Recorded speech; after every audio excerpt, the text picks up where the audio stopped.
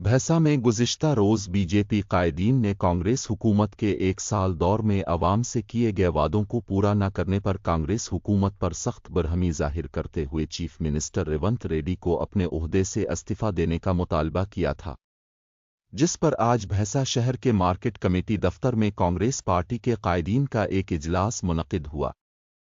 इस इजलास से मार्केट कमेटी चेयरमैन आनंद राव पटेल और दीगर कायदीन खिताब करते हुए कहा कि कांग्रेस हुकूमत के 1 साल में मुकम्मल होने पर कांग्रेस हुकूमत रियासत भर जश्न मनाने का ऐलान किया था, लेकिन बीजेपी पार्टी जो कांग्रेस हुकूमत पर झूठे इल्ज़ामात लगा रही है, अवाम बखूबी जानती है कि कांग्रेस पार्टी जो अवाम से वादे की थी उन वादों को पूरा कर रही है। कांग्रेस के इक़्तिदार में आने के बाद किसानों के 2 लाख लोन मुआफ़ किए गए। पकवान एलपीजी गैस को 500 रुपये में किया गया। ख़वातीन को बस में मुफ्त सफ़र किया गया। इसके अलावा बहुत सी स्कीमात को कांग्रेस हुकूमत अंजाम दे रही है। इस मौके पर उन्होंने तमाम बीजेपी कायदीन को इंतबाह देते हुए कहा कि वो कांग्रेस हुकूमत पर झूठे इल्ज़ामात लगाने बंद करने को कहा।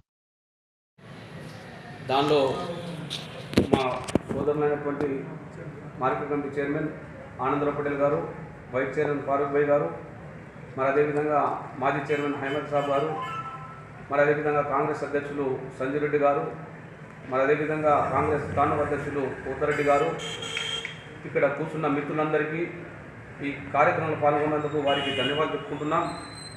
మరి 11 మాసాల్లోనే కాంగ్రెస్ ప్రభుత్వం ఏర్పడి మరి స్థితిగతులు లేని పార్టీలు ఏదైతే ఉన్నాయో బీజేపీ పార్టీ కానీ మరి అదే బీఆర్ఎస్ పార్టీ కానీ వీరు ఆరోపణలు మరి రోజు పొద్దులేసి సాయంత్రం వరకు ప్రెస్ మీట్ పెట్టి ఇదేం చేసినాం అదేం చేసినాం అని చెప్పి మాట్లాడే ఉన్నది, కానీ గతంలో వీరేం చేసిందని చెప్పేసి అవగాహన కూడా చేసుకుంటలేరు ఈ పార్టీలు అని చెప్పడం జరుగుతుంది.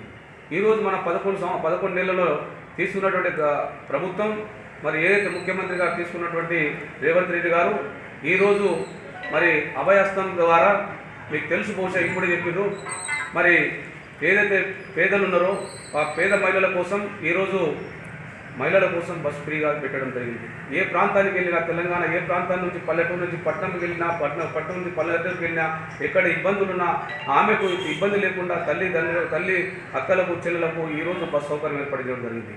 అదే కాకుండా మీకు తెలుసు బహుశా మరి ఏదైతే ఆరోగ్యశ్రీ గతంలో 5 లక్షలు ఉంటే ఈసారి మనం గవర్నమెంట్ వచ్చిన తర్వాత 10 లక్షల రూపాయలు ఆరోగ్యశ్రీ చేయడం జరిగింది.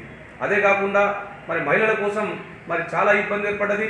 కేంద్ర ప్రభుత్వం అయితే 1200 సిలిండర్ చెప్పడం జరిగిందో ఆ సిలిండర్ 1200కు ఇవ్వడం దాని ద్వారా ఈరోజు కేసీఆర్ నోరు జారి మాట్లాడితే మాత్రం బాగుండదు. కాదంటే రండి, మీడియా మిత్రులు ఉంటారు, వారి ముందుకు వెళ్దాం. మనం ఆయన విఠలరెడ్డి గారు పక్కకు ఉండండి, మేము ఉన్నాం తయారు, మీరు అంత దమ్ముంటే రండి మాట్లాడదాం. ఈ విషయాన్ని తెలియజేసి ముగిస్తాం. 1 సంవత్సరం కంప్లీట్ కావడానికి వస్తే 2 లక్షల మనం చూస్తూ ఉన్నాం. ఇంతకుముందు 1 లక్ష బీఆర్ఎస్ ప్రభుత్వం రుణమాఫీ చేస్తే సంవత్సరానికి 25,000 రూపాయలు ఇట్లా 5 సంవత్సరాలు వేయడం జరిగింది.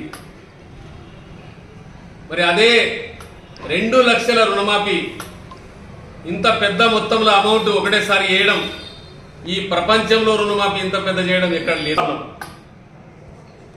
అంటే ఈరోజే మేము పదవి అందరూ వదిలేసి వెళ్ళిపోవాలా, మీరు వచ్చి మళ్ళీ కూర్చోవాలన్నదే మీ తపన. పెంచడానికి పెంచిగా ఎందుకు అంటలేరు?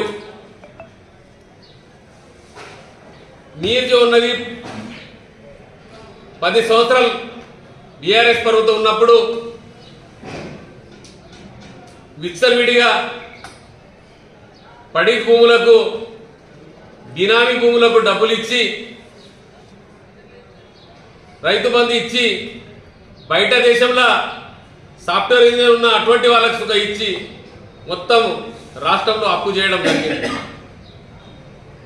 అందుకే రాష్ట్ర ప్రభుత్వం ఎంత అప్పు అయినా ఎంత కష్టమైనా రైతులకు న్యాయం చేద్దామన్న ఉద్దేశంతో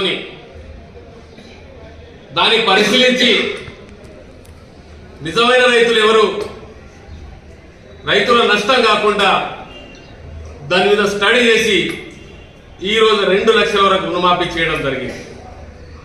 2 లక్షల పైన ఉన్న రుణాన్ని సుఖ దాని మీద పరిశీలన జరుగుతుంది. దాన్ని ఎలా చేయాలన్నది ఆలోచనలో ఉన్నారు. అది సుఖ తప్పకుండా చేస్తారు.